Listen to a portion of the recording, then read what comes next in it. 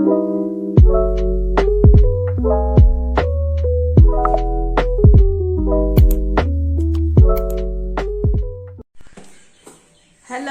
good morning everyone. Ma'am, purang jilay ngay ma'am na kahomjari.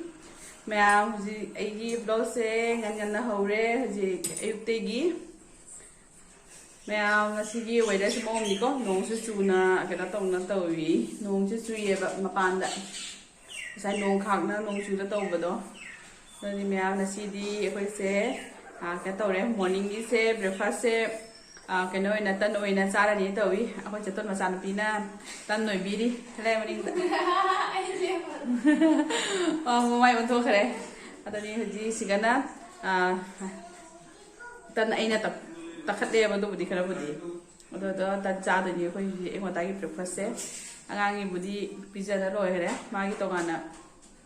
hồi nào gì sẽ tới gì tân tất cái tôi này thế mà tôi lôi đấy hay là nè tất cái tôi này bên này có đó đi em mình là gì mẹ mấy vị tân tây gì ạ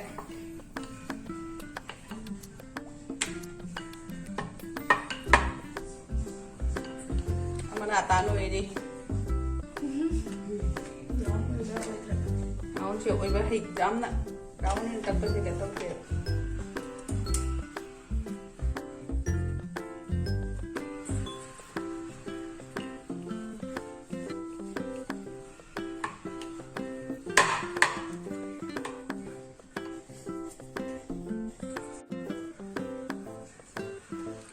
tante y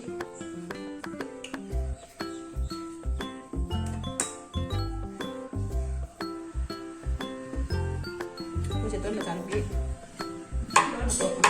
loli atau misi aku yang lain lain ya pak lain di masak itu ini nih mau ada mungkin ada ya benda ya benda ada benda cah teman kalau sẽ tật lực ấy thân sẽ chăm nó cuốn lên tập có ngầm thế máy nó được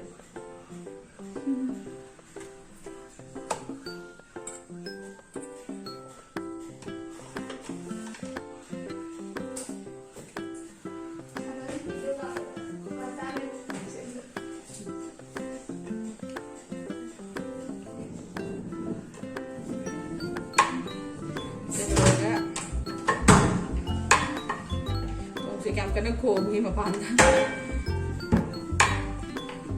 như thế là cái có cái tàu bơm nó xí tiền xí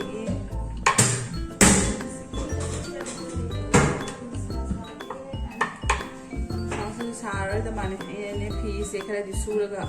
thằng bạn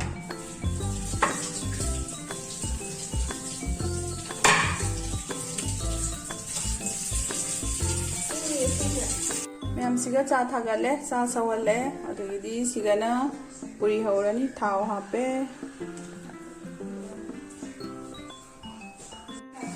हाँ emergency light तो कम दे ma'am सिगा पूरी ना होगले संगम भी नहीं हाप संगम लो लो बा अरे सिगा मंगा गनो ले बिन करिए मिठाई भी ले बिन हम दो खा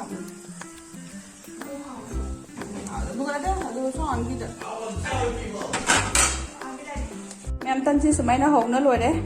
चा से का दुम थागे ए मोतागी मैम चा रगे लोरे बनी ना अदा चा रगे कम थिंगना सी न सी दिन सी की तुम बस उनको भी मी न सी है बको कई तवी कई के ना ओए दो यार के मैम तो मैम चाकुम दा चंगे चाक थोंगे तवी बारो की ayuki loidana barogi chana pa to iso yung chips age na to na yeah kumona do di kaya ba stuck kumona kay no sai do kumge nang kay no sai do na mama ta hanay nang kay sai no salam kum to chok bye chaton sa milo chaton mang ta cho room da chaton ga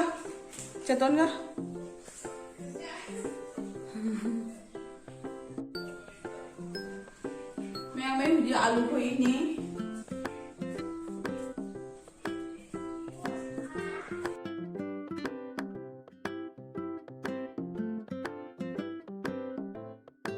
मीगा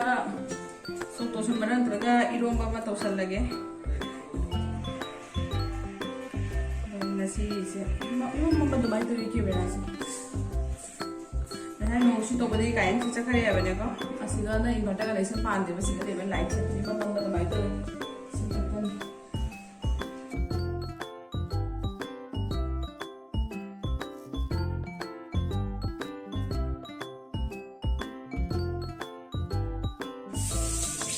si jam de mathe ga jam da ta ro da chu bari simple to sa lage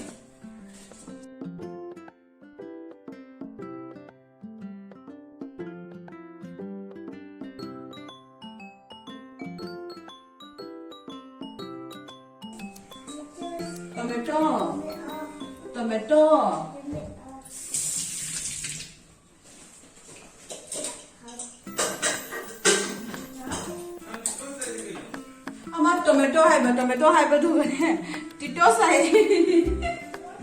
moron je mo ni ngang ni chan pa se nani me am baro gi sa se dum thagat le kena tong na dinda su sam nuai ti mam madana ne keno oi do ma'am dum kai kai to basi go adum mieng mina si ko asigi din sigi to ba se din ji mo me jam sa san de imam mam na nong chu ba se na ang ga ku nong si jam ta na sit le ba ni ma'am dum me hala ke ko kai kai to basi do ma'am ai thong ba lo re sumai na jam na di mathel se to dre आलू tomato सोक तौसलेबको से पापड़ का omelette का तौर तुम चासलनी नसीगी से तो आई चक से खाइदोगे हुजी खाइदोगना तौरगे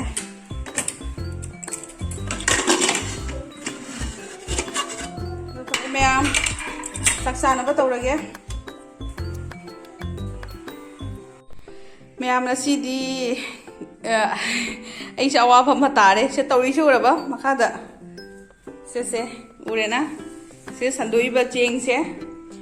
जुमदेगी Cheng पोरकपा जुमदेगी Cheng पोरागा दुगैगिदी केना तोइबा करियाय मपानदने पुसनबा काहोदना चेंग बस्ता से मपानदे लेहौरबा अदुगैगिदी नोंना चोतना केना तौरे अदुगैगिदी सिगदी फौनिंगाइसु लेइतबनिना कैसुमसु लेइतबनिना बेडशीट से थारगा बेडशीट असुबनिबा अदो थारगा चेंग से सुमाय संदो थमीबा सोन माइगे सिंगे जाम हेजना चलोदबा से माइगे सना ने खरा चोटले से माइगे ले सिंसे अदनी म्याम एगी चेंग सिंसे येउ म्याम ए हुजिक सिगा फम्मीनी वाखल सुसु नुंगाइद्रे चेंग हि परमा चोट खिदना ने दनी चेंग हि परमा चोट खिदना से ड्राइंग रूम से गने संदो थमीनी अदेगी फैन थारगा दुगेगी संदो थमीने अबने चेंग से जामी लाजुम दिगी चलो बदने आइदी दुगा पुरक पनिएबको दुम गाई मनुंग याउम लेबा गाई देगी पूरा लागा दुम वाई है ngathang mapanda thamba pan thamaga दुगी अखोई से केनम तौरे इमुंग दुम चंगनाबदी मपान सेंग से लेहौरबा लेहौबदगी नोंग से ना चुसंदना दुगीदी चेंग से चोले जीगोबदी चेंग से चोटना लेरमे निंगजंगबा मतमदा अदनी पुसले दुगीदी सिगा तौरे ऐसे यामना केयरलेस होइरे हाइदी पोतो सुंबसे हाइदी चोटपा जादबा केना तो यादबसे हाइदी यांगना पुसंदना कई पोट लेहौरी हाइदो पुसनगेदी केना तो होदना काउथोगिदना दो इन पाना है काउडी कई उपाय लेके केसु नते दो से वखल से नुंगाइत्रेबको हाइदी सुमाइना चेंग से चोटपसे ना नुंसासु सादबा दिन से नोंग से दुम चुबनीना ने दनी सुमाइना से संदोगैना हाइदी फेन जे थारगा दुम थम्मे मखासेगा अदुगा चाक से इनने खरा चोटपा माइगे से सिगेगी चाक से थोंगा चायबको अदो चाक थोंग चा मादी ममांगदी चामथो ऑलरेडी चामथोकना लेरबनीना ने चेंग जे अदो आइना थोंगे इसिंगदो खलिक तक हापगा थोंगे अदो चावबदी करिमबदी तौदे यायेबा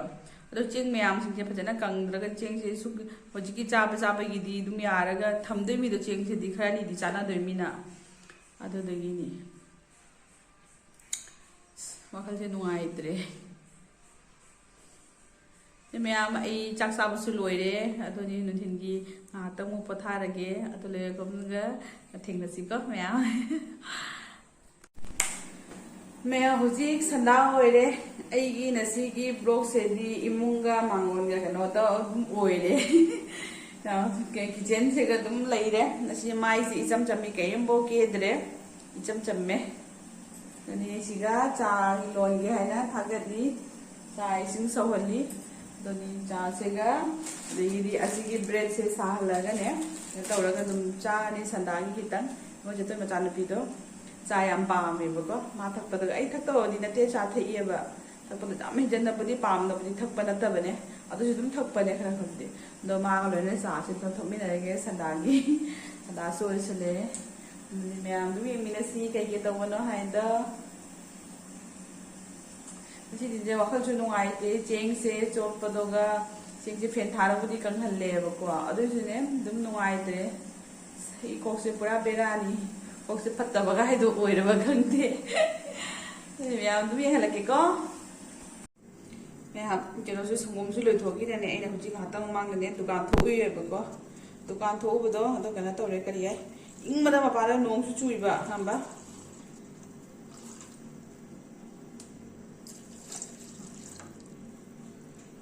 चूबना नोनी मैम से ले चा से अजू फजेरे फजदी रखंगे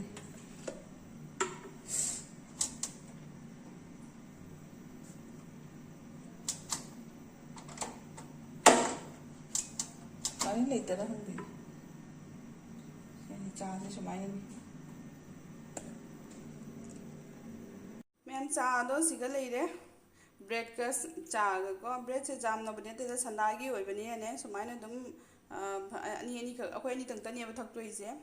द अखोय अनि गी सुमाइना दुम तौरे अतो था अनि हुजिक मैं हुजिक चा थई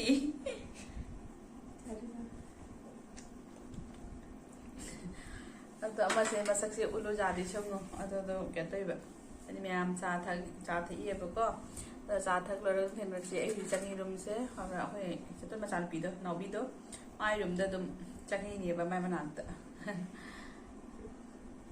माही गति सो मोय होंदा नदी मैम हुजी संदा होय सले चा सुम थई चा थक तंग चा से थक थे ओका जमना नदोगी दि निंग ना वीडियो से पुं कापीबा खंगावा अदनी मैम द चा थक लरे हुजी नुंधांगी मुंगा लेरेगदी चा नबा तवनी अदो से मांगदर अगांग से इन लाइक ताइबको अगांग से लाइक तागा कमाय तोइना सिसे अगांग से खंगना तुमदोखरेबा खंगबा नसाई दुम नोंग चूबने केदा तोबने नुदिनगी से ngana तुमदोखरबा मासे ngana तुमदोखरबनिना पुंग कनोबदी ता पुंग यारा पुंग 11:30 दोइदा तुमगरे लाहांगै दि पुंग सारे बारो एक तो तुमिएबा नुदिनगी तुमबसे खंगबा नसी ngana तुमदोखरबनि ngana हुगले मासे नुजी संदा होइसदा बसे लाइक ताक ताकना तोबदगी ने लाइक से तुम इरमबदे मेया का थोकनो उइहि बेवारी ने ngan से खंगबा नुसु क्या नुसी नुसु क्या नुसी इचावरी नुसी नत्रा अदो कमा अदो कनते बकरिया अदो तुमगरे मादे हम बचा का चादरे संदाई से किसुम संगोम से थाओद्रे किसुम चाहोद्रे मासे हम बाय ना लाइक से हातम तागा दोगी दी मरक दुम पिथक क्या रे संगोम के का से पिजा गया तोबा अदो मा तुम बना हान गरे अदो नि होरेन ना लेरे चाक से कितंग ना थोंगनीबा थोंगा दोगी दी कदोनी मासे चा खौदोगने चाक से खर पिजाबीगे अदुना तदी अहिंग मो चारे बेरा कारकनी हेबने दनी मैम चा से तुम थप लोसलगे अदो दो दुम नसीगी हुजिकी नुधांगी के तो वसे कई हियां चा दुनो खंगदे चिकन बुदी कितंग लेयेबको अदो चिकन ओइन थोंजलसिरा खंगदे अदो आइदा थोंगदे बुदी नतेदा आई हेइते चिकन थोंगबुदी आइन पा थोंगदोइनेबा अदो दुम मैम नु येंगमिनसी दनी अरे मथंग मथंग दुम येंगमिनसी को दनी मैम आई हुजिने नसी से चिकन से थोंगिनेबको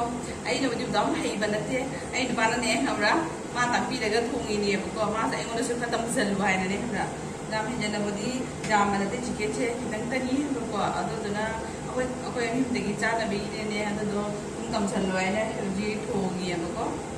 अदनि मैम नमारा तापीना थोंगिनी हाउदेरा हाउदेरा खंगदे पुसीदा नसीना अहम थोगिनी चाबदी याम हेयबा इसे खंगबा अदुगा थोंबसिदी हेइदबा अतैगिदी दुम हिजांबुदी खरा खरा हेइरगने चिकेन थोंबसेने हेइदिएबा अनमना इने थोंजु थोंदि ट्राई तौदि सिगा लेरे चिकेन से हाबदो मो मांगदरा मागदरा दि खंगदे सिगा लेरे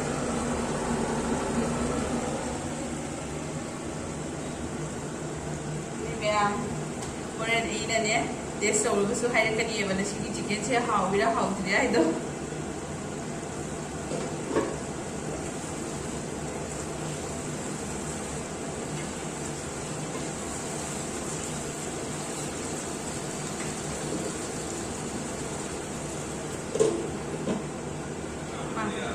cái tay em tới đây thôi nhé rồi thằng bên kia nó tụi bên kia chẳng số bao tập đi số mấy tàu hay này khăn ba rồi đi học rồi ra học rồi cũng khăn thế rồi đi test rồi cái này tặng lớp thầy sẽ học gì ra cái UAT thì nó hay bớt xí rồi cái mẹ em tụi mình tụi viên mình sẽ vẫn là mẹ em ấy hồi gì chicken sẽ thùng cái đấy số mấy rồi đấy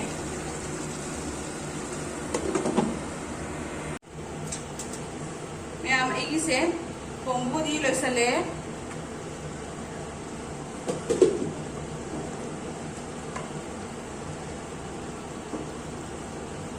mai oi de chicken se mai oi de hao de di khang de di khang de de chu loi di loisale ina thogi se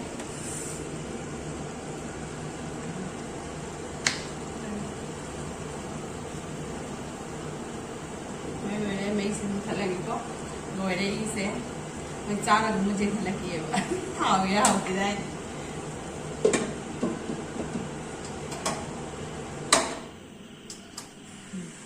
đây mềm ấy đúng thông tin chính là cái có trao mà tầm đặt test tàu tăng là cái này thì nó sẽ là ina han bữa thùng mình này có test tàu là cái hai cái kia hậu ý hậu tí đó cái mà mồm đội và dạy đó trùng mì đó xa đi đây đó thôi đi mềm chính là cái मैं mission पास तुम होगा चाक पीजरीब chicken है हरा हरावना चारीबने माइसी मोरक्पुदी अखोई थोंबदीनेब चामथोपीरगने chicken से अदगी कौन माउजी लैपटॉपने मागिने अपाब कौन थाबीरीबने हमारा हल्ला चागद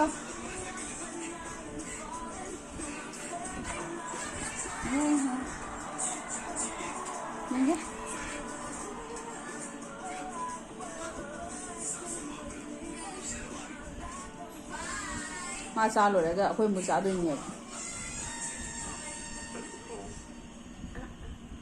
Jangan finish itu umlain. Yeah, to tell you the truth, I've never flown south. It's kind of a dream. Get out of this cold, windy city,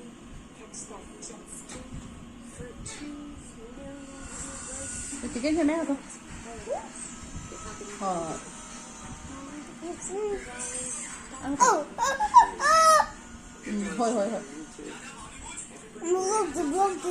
Cái broke cái nữa ba.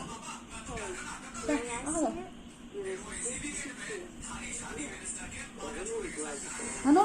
don't do this. Sama to boleh.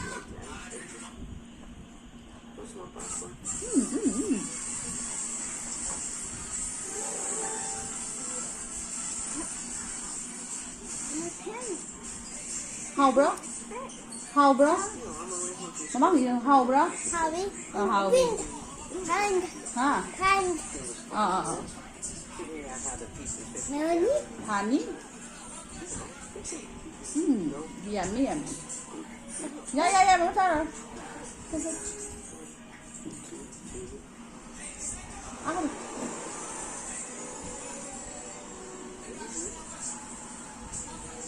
Chicken. Oh.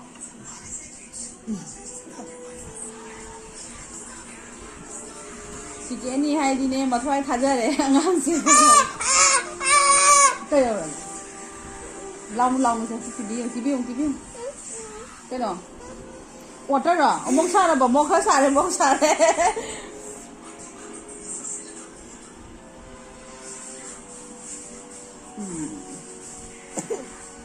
Tập đi ra.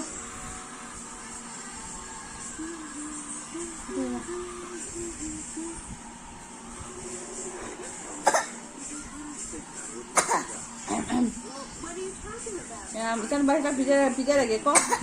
ꯃꯥ ꯆꯥꯛ ꯄꯤꯖꯕꯁꯦ ꯀꯩꯅꯣ ꯑꯣꯏꯔꯒꯗꯤ ꯌꯥꯝ ꯁꯥꯡꯉꯅꯤꯕ ꯀꯩꯅꯣꯁꯦ ꯑꯗ ꯑꯩ ꯃꯥ ꯄꯤꯖ ꯂꯣꯏꯔꯒ ꯑꯃꯨꯛ ꯊꯦꯡꯅꯁꯤꯀꯣ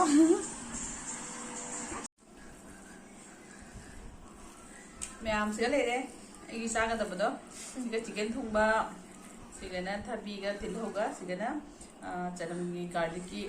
ꯑꯆꯥꯔꯗꯣꯀꯣ ꯑꯗꯨꯗꯨꯅꯤ ꯃꯌꯥꯝ ꯆꯥꯕ ꯍꯧꯔꯒꯦ ꯑꯗ ꯑꯩꯅ ꯊꯣꯡꯗꯣꯏꯁꯦ ꯊꯣꯡꯉꯤꯁꯦ ꯍꯥꯎꯗꯣꯏꯔꯥ ꯍꯥꯎꯔꯣꯏꯗꯨꯗꯤ ꯈꯪꯗꯦ ꯍꯧꯔꯛꯏ Nade marande. ꯎꯝ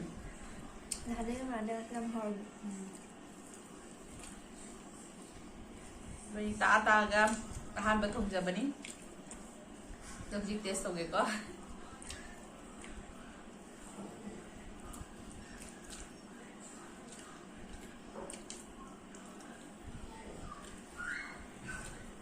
Munu biji kare ko. ꯍꯥꯞꯄꯤꯔꯒ ꯃꯌꯥꯝ ꯍꯥꯎꯔꯝꯃꯤꯅꯦ ꯑꯗꯣ ꯑꯍꯥꯟꯕ ꯊꯣꯡꯉꯤꯉꯩꯗ ꯑꯗꯨꯝ ꯆꯥ ꯌꯥꯗꯕꯗꯤ ꯅꯠꯇꯦꯕ ꯍꯥꯎꯔꯝꯃꯦꯕ ꯊꯥꯛꯄ ꯈꯣꯠꯄꯒꯤ ꯆꯥꯡꯗꯨꯗꯤ ꯄꯨꯝꯅꯃꯛ ꯇꯥꯛꯑꯕꯅꯤꯅ ꯑꯗꯨꯝ ꯀꯩꯅꯣ ꯑꯣꯏꯔꯦ ꯍꯥꯀꯠꯆꯩ ꯃꯃꯥꯏꯁꯦ ꯍꯥꯀꯠꯆꯩꯕ Munu chawa ta ko kana ha ka chaya ko da ke. ꯍꯥꯎꯋꯦ ꯌꯥꯝꯅ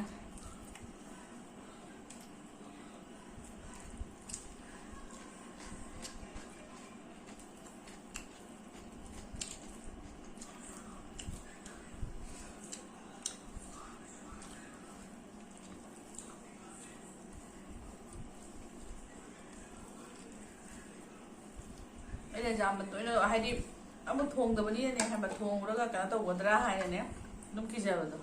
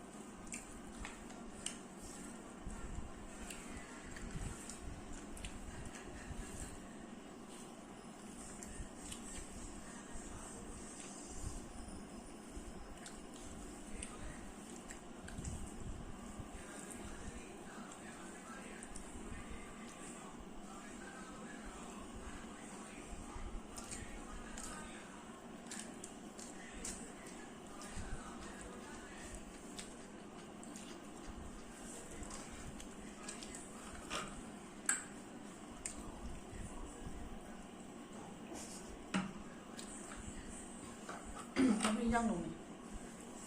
ꯑꯩꯈꯣꯏ ꯅꯥꯎꯕꯤꯒ ꯆꯥꯃꯤꯟꯅꯩꯅꯤ ꯑꯩꯈꯣꯏ ꯗꯥꯕꯤ ꯂꯝꯗꯤ ꯆꯥꯈꯤꯔꯣꯏꯅ ꯍꯥꯏꯌꯦꯕ ꯑꯩꯈꯣꯏ ꯗꯥꯕꯤ ꯇꯝ ꯍꯥꯏꯁꯦ ꯑꯩ ꯅꯨꯄꯥꯗꯨꯅꯦꯕ Tamu. ꯃꯥꯒꯤ ꯆꯥꯈꯤꯔꯣꯏ ꯑꯩꯈꯣꯏ ꯍꯥꯟꯅ ꯍꯣꯏ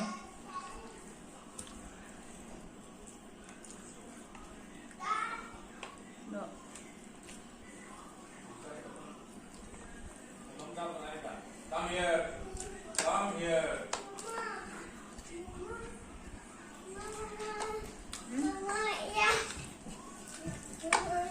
너 이거 먹으면 짜인데 Masa kali kami sa. 엄마가 뭐 먹으면 먹으면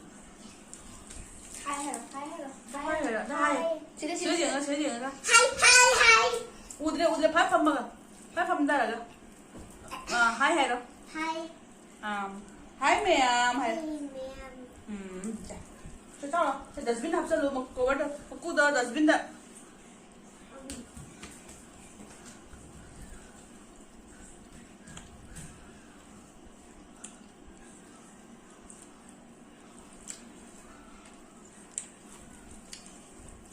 앞에 차 잡을래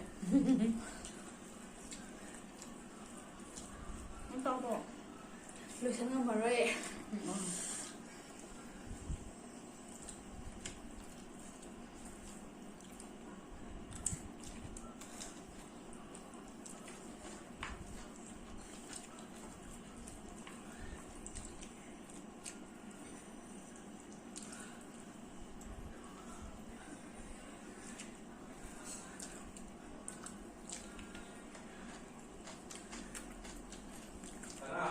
가게? जम्बो बॉक्स मथक तो कदी ngarang la keno leiba urami Kaya? jumbo box ki mata gido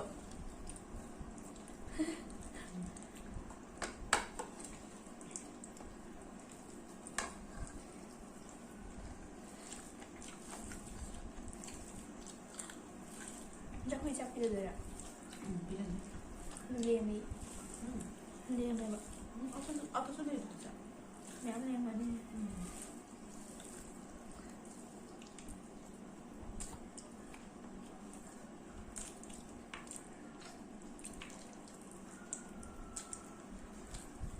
Em bảo cũng lên.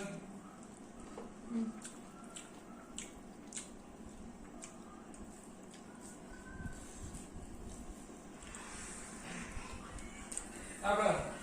ha Ông ăn cũng rất là đúng đó. Cái xin đúng đó. ha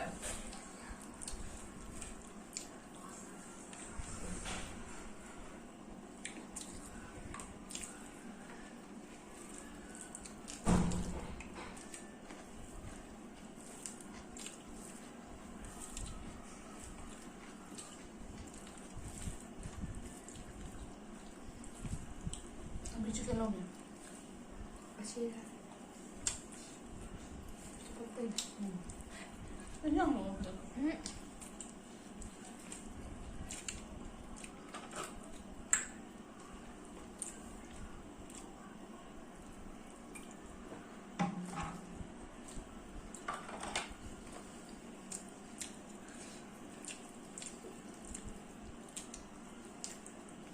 Em cha lỡ lơ chỉ đắng này.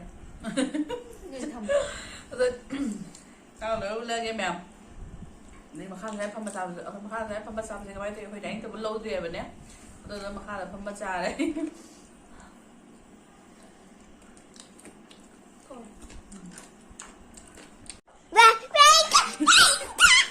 Tôi suy cho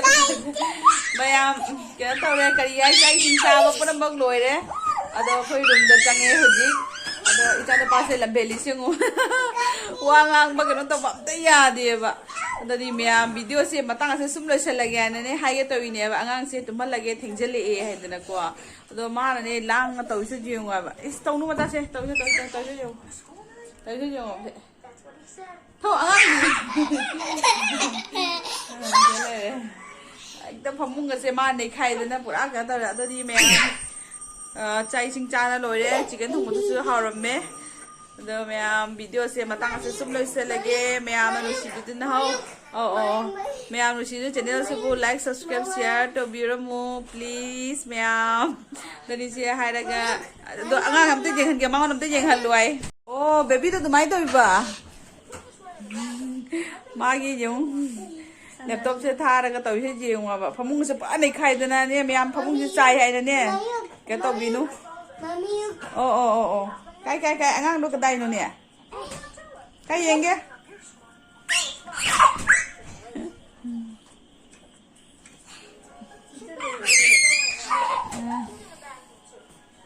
đi phải em tham gia cái video xem mà tao xong lên sẽ lại cái con em sẽ bye hay em thay xe bye bye